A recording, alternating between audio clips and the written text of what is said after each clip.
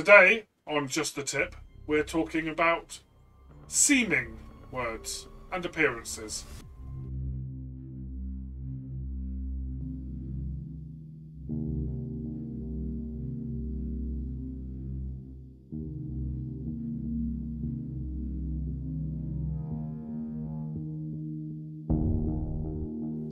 Hi, I'm Luke Hindmarsh. And I'm Damien Humphreys. We are in deep crit. Well deep in crit, although today, Just the Tip is about, as we said, seeming, appearing, looking. This looks like a nice place to camp. The door seems to be locked. But is it really? The person who approaches you appears to be an elf, but in fact is a disguised dragon. This is the problem. Yes. What's the solution? Don't say it. There you go. Video over. This is something that... So this came up on an online forum a little while ago. And it struck me. And I didn't know how much of this I did until I spent the next session, and also sessions of other dungeon masters, listening for those words. Like, you walk into a seemingly empty room. You know, the chest appears to be locked. Mm-hmm. You think the wizard is telling the truth. All these kinds of things. Yeah, he appears to be honest. He appears to be a nobleman.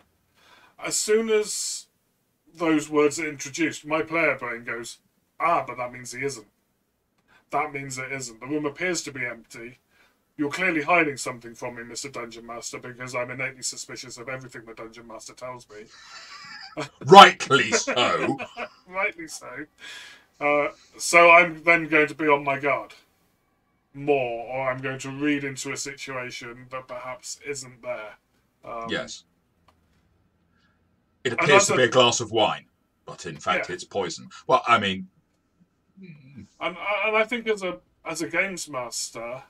What this does is it makes it more problematic for me, particularly with NPC encounters, with role-playing encounters, because my players end up not trusting a single one of my NPCs, which in a lot of cases is probably right.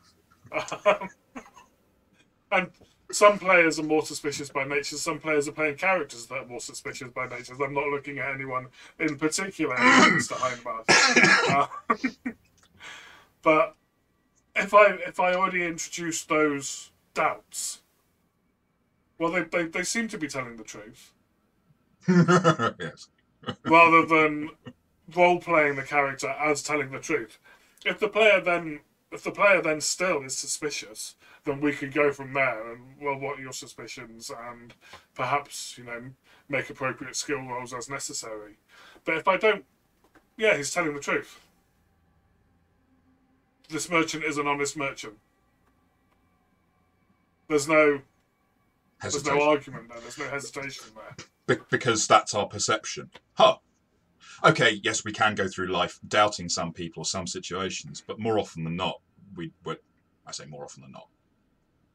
Often, we can just take things as they come. We can look at something and go, yeah, that's the post-delivery person delivering me a package. I don't need to instantly suspect it's going to be a bomb, although obviously I always check everything. I order a lot of clocks. They're always taking packages. It's my handwriting.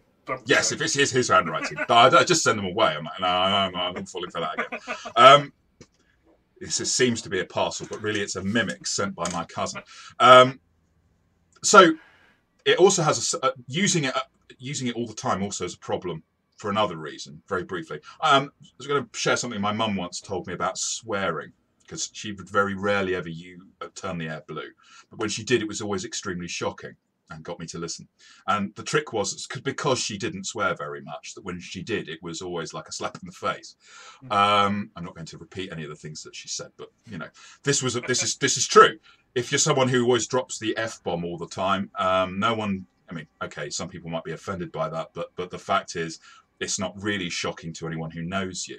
Whereas if you're someone who never drops, even a sugar in the wrong direction, and suddenly it pops out, that will shock. So in the same way, overusing seems or appears, there may be a time when it's appropriate to say the merchant seems to be telling you the truth, because someone's got a roll or an insight check or whatever that says, yeah, well, there's a seeming here, but the answer to your insight check that's very successful is this person is lying to you. I don't need to tell you they're lying. I just say they seem to be telling the truth. And if I'm a DM or a GM who's been going for a long time with like, yeah, I'm not even going to ask you for an insight check here because this person is, they're telling the truth. I don't need to make you make the check. That's one thing. But if I do make you need to make the check, I will tell you straight out, as you do, or have certainly begun to do. I think you did it a fair amount before, actually. I think you read that on a forum and have then become overly sensitive about it. Hyper aware of it. Oh, absolutely. So with these tips, don't become hyper aware of them and then think you're making lots of mistakes. That you probably will do them more before you do them less. I think that's the way it works for me, anyway.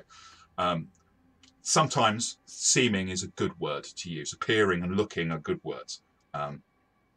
So they're different from the filter words, which are almost always irrelevant, except with smells. We didn't mention that, but that doesn't matter. Smells difficult. Does smell difficult. But yeah, I think that seems to be all we need to say about this. It does appear to be the end of the topic. And that At least we think we're funny. Yes, indeed. Well, someone's got to. It's got to be. Might as well be us. And that's the end of the tip.